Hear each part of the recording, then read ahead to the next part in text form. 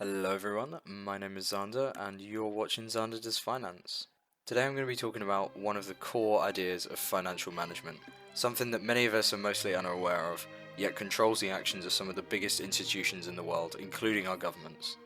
And that principle is time decay, or what we call the time value of money principle. I'll start this video off with a bit of a question, or a thought experiment if you will. Would you rather have £1,000 given to you right now, or a promise of £1,000 given to you in a year's time? I'll give you a moment to think about it. Have you got an answer? Fantastic. I'm going to assume that most people said they'd have the £1,000 given to them today. I'm sure for a variety of reasons, depending on the type of person that you are. For example, one person might say that they'd like to invest the money, such that it is worth more than £1,000 in a year's time, making you better off than if you'd chosen the other option. Another might say that they need the money now, for example, for a home improvement project or a holiday. Thinking outside the box, someone might suggest that it is merely a promise. There is no actual guarantee of receiving the £1,000 in a year's time. What if you just ran off with the money or went bankrupt and couldn't pay me? In any case, this is most likely the best financial decision, to take the money today. Surprisingly, all actually for the same reason, which is, coincidentally, the main focus of this video. And that is that £1,000 today is worth more than £1,000 in a year's time. This means that if you were to, for example, go on a holiday tomorrow with your newly acquired £1,000, you could go away, let's say, for a week. But if you waited till next year, you might only be able to go away for 6 days with £1,000. But why is this? Well, it's good old inflation, which has been popping up left, right and centre recently in the news, and was actually the main reason I wanted to make this video. For those of you who don't know what inflation is, it's the idea that prices rise over time, particularly in times of economic boom. While this isn't exclusively true, this Keynesian aggregate supply curve shows the principle incredibly well, and we can apply this to an economy such as the UK. The reason the UK is such a good example is because unemployment here is so low. We essentially reach what's called the country's full capacity during a boom time. This means that the UK and all its resources are figuratively being used at their highest allocation, which caps the output of its industry and its businesses. However, as people are also benefiting from higher wages and rising affluence associated with boom times, we also see rising demands for goods and services across the economy, demonstrated by this rising aggregate demand curve. As you can see, this quickly becomes a problem, as we already know that supply is finite. Thus, according to the law of supply and demand, these resources must be rationed, which leads to a general rise in prices across the whole economy, which is the literal definition of inflation. Now obviously this theory isn't perfect, and like anything in economics there's a lot of assumptions and potential pitfalls in the modelling. For example, one of the main assumptions is that the UK economy is a closed system, with nothing entering or leaving it. And this is completely irrational, especially in the modern world. For example, if this point on the curve is where we reach full capacity, then the UK can just start importing homogeneous goods from abroad to increase the supply. The catch, however, is that although this is a good short-term solution, there has to be a point at which supply either runs out or caps at a set level, which means the theory is still pretty useful. If you're confused at this stage, I don't blame you. Another simpler way to view it is from a business's perspective. If all your customers are making more money, you start noticing that they're buying more products from you. As you don't want to run out of products to sell, you raise the prices slightly so that you can make more profit while keeping the demand around the same level.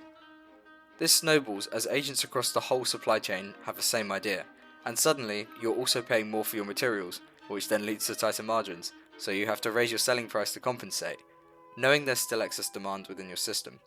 This leads to price increases across the supply chain again, as suppliers realise they can do the same thing, which leads to tighter margins, and you get the idea. If unchecked, inflation can quickly spiral and lead to numerous negative consequences. It is important, however, to remember that a little inflation is fine. Generally, the target rate for most Western economies is 2%. The reason a little inflation is a good thing is that it's a strong indicator that the economy is growing, and so too is its wealth and affluence of its participants. Too little inflation, and we can assume that the economy is slowing down or that agents are losing confidence in it, in the same way that the price of a commodity decreases until a buyer is found. The increased costs across an economy can give us an insight into the growth of aggregate demand, and thus economic growth overall. And that about wraps up inflation. It's a pretty complicated topic and it can be hard to grasp, but I hope that everyone watching has a rough understanding of what it is now. But how does this relate to our original question? Well, If we know what the rate of inflation is, i.e. how much less our money will be worth in a year's time, we can take the current value, i.e. the present value, of a transaction, or the cash flow, and we do this by setting up a discount rate, which is sometimes arbitrary but a rational rate at which we assume our money devalues. We can use the rate of inflation for this, but many businesses and speculators will add a few percent to the figure to account for risks and uncertainty, especially for longer term cash flows, as it's all well and good saying that next year we expect inflation to be, say, 5% based on X, Y, and Z, but it's much harder to reliably say we think inflation in 10 years will be 2% for X, Y, Z reasons. By setting up a rational and perhaps slightly pessimistic depreciation rate, let's say 10% per year for our example, we can calculate the present value of our £1,000 transaction using the following equation. Here, the CF is our cash flow of £1,000, and our DF is our depreciation rate, expressed as a proportion of the original amount. As we're depreciating by 10% per year, the discount factor is 0.9, i.e. 1 minus 0.1, or 1 minus 10% of 1. N is just the number of years we're discounting for. As it's only 1 year, we don't have to worry about this so much, but in a future video, I'll share with you how to compound these figures so we can bring cash flows from even further into the future. We'll also take a look at repeated cash flows and forward valuing. Anyway, using the answers we've gathered, we can plug them into the formula as follows. So that's the present value equals 1000 times 0.9 to the power of 1, which is 900, and that means that our present value is 900. This implies that if we were to receive £1,000 in a year's time, assuming a 10% depreciation rate, that although the nominal value is exactly the same, you could only buy the amount of goods as £900 today, if that makes any sense. It's all a little bit hard to visualise, but we're essentially using it as a way to compare our options mathematically. So to answer our original question in a technical sense, we would rather have £1,000 today or £1,000 in a year's time.